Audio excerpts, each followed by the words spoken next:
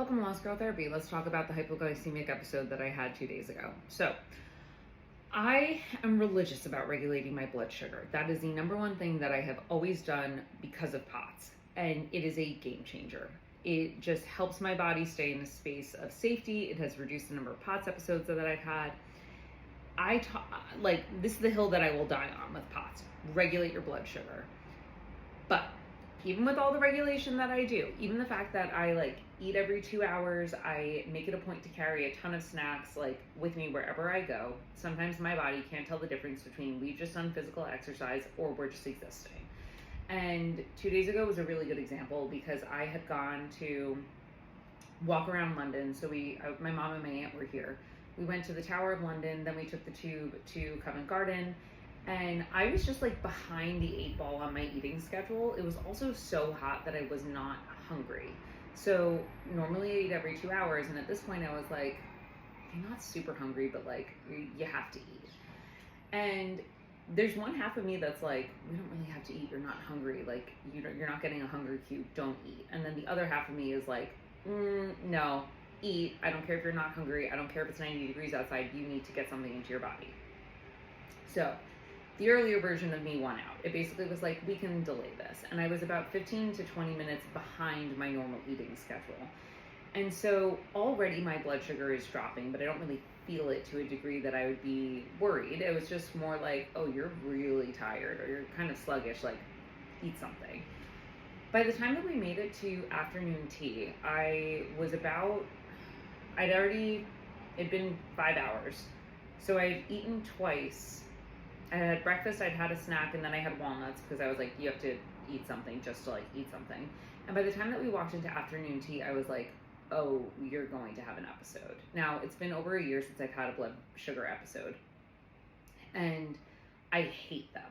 I hate them more than POTS episodes because at least with POTS, I'm it sucks. Your body feels terrible. You're exhausted, but I don't black out in a POTS episode. When it comes to a blood sugar drop, I am out. On the kitchen floor, out. And I get really, really anxious about having these in public, and it's been so long, thank God, knock wood, that I haven't had this happen in public. But in this particular situation, we were walking into afternoon tea. I sit down at the table and I'm you don't feel well. And the tea service is it's prompt, it's on time, it's luxurious, but it is not quick enough for me to get something into my body to regulate. So I'm trying to be polite and be okay, we're fine, we can wait and handle it. And then there comes a point where I get this wave of, you cannot handle this, you need to go and eat something right now. So I take my purse to the bathroom and I sit in the ladies' room eating a chocolate peanut butter granola bar, just trying to revive myself. And the really interesting part about this is that I'm blacking out as I'm sitting there.